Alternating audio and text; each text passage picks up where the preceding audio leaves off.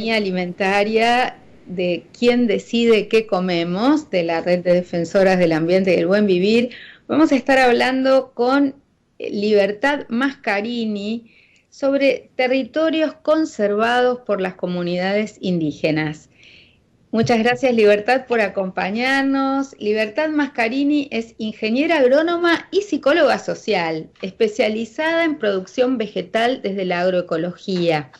Ella es docente e investigadora en la Universidad de Buenos Aires y trabaja desde hace años junto a comunidades indígenas de distintas regiones de la Argentina, coordinando un grupo de estudio y trabajo junto a las comunidades COM y un proyecto de acompañamiento a comunidades en territorios indígenas junto a grupos interdisciplinarios e interculturales. Libertad, vos sabés que este es un micro de la Red de Defensoras del Ambiente y el Buen Vivir, y nosotras estamos indagando y haciendo que todos y todas reflexionemos sobre quién decide qué comemos. Y nos gustaría que nos cuentes en qué estás trabajando actualmente, cuál es la relación entre soberanía alimentaria, soberanía cultural y territorios indígenas, un poco estos temas que vos estás encarando con todo tu equipo. Muchas gracias.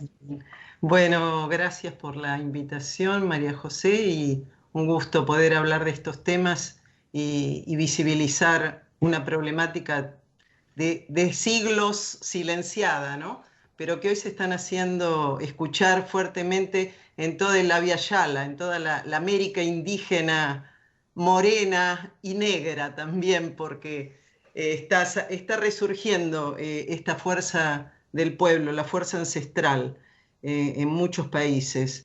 Y bueno, y acá también en la Argentina, porque, digamos, el hecho de que la academia, si llamamos a la universidad a la cual pertenezco, la UBA, esté trabajando con estas temáticas, tiene que ver por las demandas y por las luchas, ¿no es cierto?, de los pueblos indígenas, porque no existe en la currícula esta temática. Incluso hasta ni en derecho existe los derechos indígenas, pero sí existe en la Constitución. Algunos en algunas materias hablamos de eso y tenemos abogadas indígenas que hablan del tema, pero Sí, sí. somos una excepción. Sí, sí, sí. Sí, es una excepción cuando debería ser a la par de los derechos de todos los pobladores, ¿no es cierto? Es un camino que vamos haciendo dentro de las universidades. Pero sí es importante que la Constitución argentina, en el artículo 75, habla y reconoce la preexistencia de los pueblos indígenas y de sus derechos, derecho a la educación bilingüe, derecho al respeto cultural y a su identidad. Así que desde ahí es donde nosotros tomamos este trabajo y pensamos que hay que visibilizarlo también en la Facultad de Agronomía.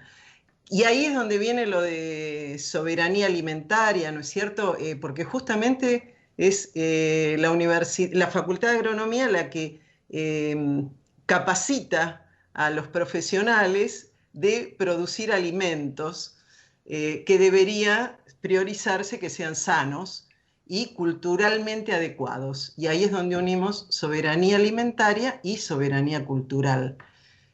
Porque no es lo mismo producir alimentos para el Buenos Aires que producirlos en una comunidad indígena o en comunidades campesinas o en las provincias, ¿no? Que esto tan atractivo cuando dice, vamos a comer empanadas salteñas. Bueno, en Buenos Aires. ¿Son las mismas? No, porque no tienen el mismo maíz, no tienen los mismos condimentos, tienen los condimentos, es muy difícil porque no se producen en grandes cantidades todos esos cultivos que son propios de cada lugar. Entonces, acá es donde un poco va con lo que nosotros estamos trabajando en este proyecto actual, que es un proyecto financiado por Naciones Unidas y que se hizo una convocatoria a que se presenten comunidades indígenas que viven en territorio, se le llama TICA, son territorios conservados por comunidades indígenas y locales.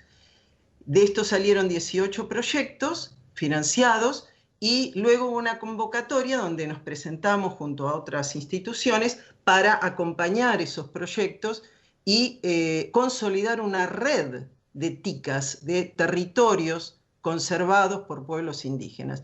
Y ganó la UBA, la Universidad de Buenos Aires, con Facultad de Agronomía a cargo del proyecto. Entonces estamos en comunicación con todos, son 35 comunidades indígenas las que conforman estos proyectos, ¿no es cierto? No, son 18 y 35 comunidades de 9 provincias del país y de 8 pueblos indígenas, ¿no? O sea, los pueblos indígenas, para aquel que no lo sabe, son los que están conformados por muchas comunidades. Puede haber el pueblo Cloya tiene comunidades en Jujuy, tiene en Salta, en distintos, los Com también están sobre todo en el NEA, en el sur están los mapuches, que es el pueblo mapuche, y tiene muchas comunidades, mapuches tehuelches. Hay alrededor de 40 pueblos indígenas en la Argentina, 36 inscriptos en el RENACI, y a pesar de eso salió un manual hace muy poco de ministerio, debes estar enterada quizá, con 19 y ellos dicen 18 porque uno estaba repetido, un pueblo. Bueno, estamos en el 2021 y sale un manual del Ministerio de Educación invisibilizando pueblos indígenas. Entonces, bueno, acá es la realidad, ¿no es cierto? Me acuerdo las discusiones cuando yo estaba al frente del INADI para que entendieran que en las 24 jurisdicciones había personas de los distintos pueblos indígenas y que además el reconocimiento a las comunidades no fuera tan complicado y no hubiera que hacer todos los procedimientos como si fueran una organización, no sé, una asociación civil y todas las cosas que siguen sucediendo. Pero bueno, espero que la actual gestión del INAI también abra su corazón y su cabeza. Sabemos que ha tenido un desarrollo importante durante esta gestión, pero también la pandemia y todas las circunstancias de cortocircuito dificultan algunas cuestiones. Contanos un poco cómo se relacionan entre sí las comunidades indígenas de estos territorios y qué les aportaría hacerlo. Y además, además de conservar su cultura, su fuente de alimentos, etcétera, esto podría significar también un modo de ingreso en una escala mayor que les permita, que nos permita a todos un beneficio social, colectivo, para comer mejor todes. Sí, por supuesto. O sea, decimos TICA la sigla porque internacionalmente es ICA, de atrás para adelante sería áreas conservadas por comunidades indígenas, y en Argentina, en Latinoamérica, se le puso la T de territorios, por esto de que los pueblos indígenas viven y reconocen su territorio, ¿no? No un área, sino el concepto de territorio. Sí, sí, acá no están en una reserva, sino que hay un territorio. Exacto. Pero ahí el Estado está en deuda con el reconocimiento de muchos territorios, o sea, debe haber, de algunas de estas comunidades debe haber territorios en disputa que los pueden usar, pero todavía no tienen, digamos, reconocida su propiedad comunitaria, supongo yo. Claro, que exacto. Sí, está la ley 26.160 de relevamiento territorial, que todavía no está terminada y 3 veces se prorroga. Esperemos que con esta gestión se pueda terminar de relevar, porque es el paso siguiente, es la propiedad, la ley de propiedad comunitaria, que también se están haciendo gestiones, y creo que, bueno, que en esta gestión del gobierno actual sería una buena oportunidad para avanzar y que salga de una buena vez. Pero sabemos que los intereses por esos territorios, ¿no es cierto?, son muy grandes, y el avance del monocultivo, del extractivismo, no solo monocultivo, sino el litio, donde también hay comunidades indígenas, vaca muerta, o sea, un montón digamos, de empresas extractivistas que quieren esos territorios. Entonces ahí está la disputa permanente, y al reconocer estos territorios, los TICA tienen 3 componentes importantes, que es una, que vivan en el territorio; otra, que desarrollen su vida en ese territorio; y, o sea, produciendo y demás actividades que hagan a poder vivir en ellos, y otras que tengan una forma de gobernanza propia. Entonces, esto es lo que se reconoce como TICA. En la actualidad todavía no están reconocidos en Argentina, en algunas otras partes del mundo se está avanzando en esto, hay un consorcio ICA internacional donde también se pueden inscribir. Y vos me preguntas, bueno, y aparte, bueno, si lo vemos desde el punto de vista, digamos, más académico, son ecosistemas, ¿no es cierto? Los TICA naturales, que están más o menos alterados por la mano del hombre y de la mujer también, pero ahí sí, ahí hablamos del hombre, y que mantienen la biodiversidad, dan servicios ecosistémicos, y bueno, y lo más importante es que viven en comunidades, ¿no es cierto? Y que mantienen, y que vivir en esos lugares hace de que la identidad cultural se pueda mantener y seguir transmitiendo de generación en generación. El avance del extractivismo hace que los saca de sus lugares y también atenta contra la identidad cultural, porque ya no es lo mismo estar el lago, el monte, las plantas, las medicinas, o sea, los remedios, y desarrollar allí su identidad cultural. No quiere decir que se pierda, pero digamos que atenta contra eso. En Argentina, el 65% de las comunidades indígenas habitan bosques nativos. Esto es muy importante porque son bosques nativos donde viven comunidades. Entonces ya en los hechos nos están mostrando cómo los conservan, porque desarrollan su vida ahí.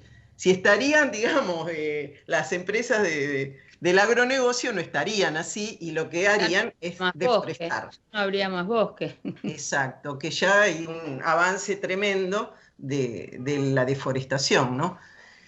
Bueno, y me decías de qué le serviría. Sí, ¿qué se puede aportar desde las organizaciones, desde el gobierno, como ciudadanos? ¿Cómo podemos colaborar con estos proyectos de conservación y de soberanía alimentaria?